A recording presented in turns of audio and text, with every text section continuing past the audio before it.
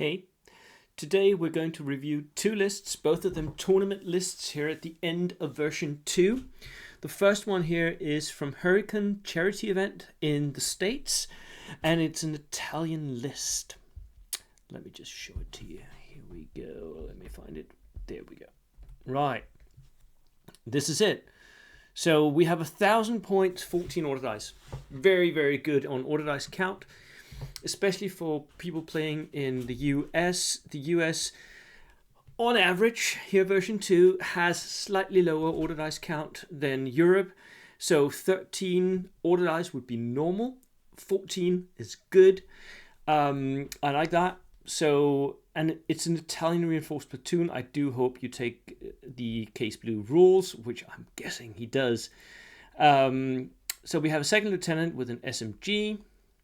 Nice. And then black shirts. Yes, he is taking the Case Blue. He's taking the, what is it called? Credera, the one where the black shirts become fanatic. So they're fanatic tough fighter. He has 9 men in his unit here, and they're regulars. I sometimes think that they might be better off being veteran in an 8-man unit-ish. But we have yet to see these actually win tournaments, so let's hope that this is the chance they have, and they take it. So we have 2 black shirt battalions here, tough fighters, more black shirt battalions, again 9 men. So 3 black shirts. I would ideally have them veteran, just because they're going to be in close combat. They are going to take casualties, charging in. They're going to take casualties in close combat. They will take casualties. And veteran tough fighters are just, they're better, right? They're better. They have more staying power. But, you know, they are more expensive as well. Guastatories, regular. 1 NGO, 5 soldiers, and double flamethrower. That, I think, is overkill. It's a lot of points to sink into that unit of 6 men regulars. It's just so many points. But, yeah, they are good. They're absolutely going to kill that one unit that you throw them at. Just make sure that that unit is worth it. Like 129 points, that's what you're throwing out, because they will get shot up afterwards. Inexperienced infantry here. Green, I guess filling out the infantry selections. Not necessary, but, you know, nice. Medium mortar, inexperienced, perfect, love it. Just keep it away from enemy snipers. Like, deploy it behind some line of sight blocking terrain, and make sure you know where the enemy sniper is, and just move the other way. That's it. That's how you use these. A sniper team, regular. An anti-tank rifle team, because you should if you're playing Italians version 2, Case Blue. Medium artillery piece, yep, that's a howitzer.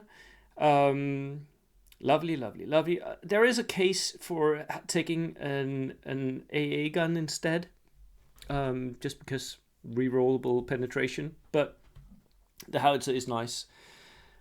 And an L6 light tank. I know a lot of people favor this one. This one has a flamethrower turret, so it's basically the BA-20.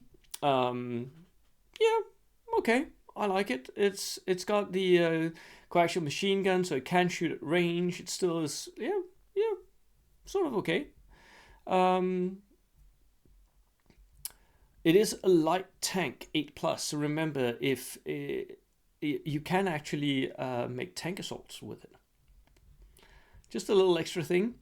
And then an M15, the darker tank, the darker steward of the Italians. Love it. Yeah, that's just going to shred infantry. Truck and horse-drawn limber. Right. The main difficulty with this one is to actually get the M battalions to connect with the enemy in close combat. Maybe that is not actually what's going to happen. Maybe it's other pieces of support that's actually going to do the killing, and once the enemy moves towards you, you can then charge them. But I think it's a lot of points having spent on those M battalions not to have them charge stuff. That's what they're really good at, right? Tough fighters, fanatic, that they kill stuff in close combat. So the difficulty of playing these Italians is to not get them pinned down, to actually have them connect, and to choose the targets well, because you're not going to go against. It's not going to go well if you go against tough fighter veterans. So dedicated assault units go around those. Don't charge those. They won't charge you though, because you're fanatic. But don't engage them. Engage all the other targets, all the non-close combat targets. That is the best thing you can do here in version 2. Right. So that was the first of our lists today. The second one is, so this was for Hurricane in the US. The second one is for BritCon this weekend in the UK, and this is the list. Right. So 1100 points, single platoon, US Marines. And our player here, I think it was Chris, right? I think it was Chris, has 1 point left over. Sometimes you just can't spend all the points. 13 order dice. For me, 13 order dice is too low, especially at 1100 points. I would ideally go 15 to 16. So 3 extra order dice here. And potentially we can, as we go down, we can see where we could have gotten those. Obviously, Chris, you can't do that now because it's this weekend, right? So that's not happening. But, right. You have 8-man regulars, Marines with an inexperienced lieutenant. So 4 times Marines. I hope you can see this. I'll make it a little bit bigger for you guys. So 4 Marine squads here with 3 BARs and 2 BARs. For me, these squads are too big. You could easily cut down 1 man in each squad, have them 7-man units. That would still mean that you have to lose 4 men in a single round of shooting in order to take a morale test. Just like now, it would just be cheaper, right? So that would easily cut down on 40 points to do something else with. The Marine squads, though, are good. The BARs are a benefit to them. Do you need 3? Maybe not. You can most of the time get away with just having 2. It's just a question of having enough shots at range to actually make sure you land 1 or 2 so that the enemy gets pinned. And you can do that with 2 BARs. An engineer 6-man squad, 2 SMGs, 3 rifles, 1 flamethrower. Yeah, I like it. Again, regulars, and it's a 6-man squad because it fits in a dodge. So ideally, I think maybe I would change one of these Marine squads over to another engineer squad, so you have 2 squads. At 1100 points, I think you need a little bit more power. A bazooka team. Always take a bazooka team. If you're going Americans, you need that bazooka team. Just it's so good. It's one of the best anti-tank weapons in the game. The only thing that beats it, I think, are the Soviet dog mines. But then we have a sniper, regular, a heavy mortar with spotter, regular. You could also cut that down a little bit to a medium mortar with spotter. A 122 howitzer with spotter. Again, I think this is overkill. I think you could do a lot of the same with a smaller howitzer, or you could even do it with the 114mm rocket launcher, which would also encourage the enemy to spread out quite a bit. Armored jeep with twin bazookas. Do you need both an armored jeep with twin bazookas and a bazooka team? Because both of them are really good anti-tank weapons. And I mean, the armored jeep is obviously the best one. It's also a little bit more expensive than the bazooka team. So do you need both? Right? You're only facing 1 enemy tank and potentially 1 armored car. Do you need 2 to kill those? I don't think you do. I think 1 of them could be let go.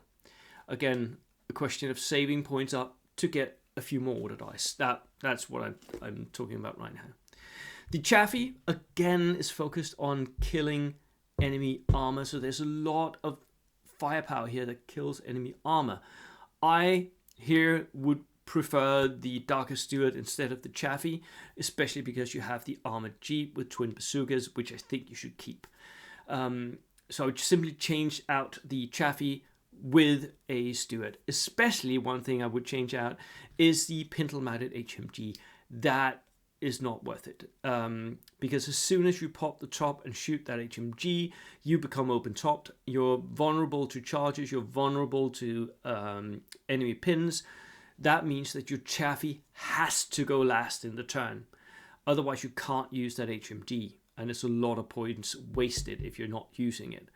So for me, no, that really doesn't work. I like the quarter ton truck with the pintle mounted MG because the engineers are going in that.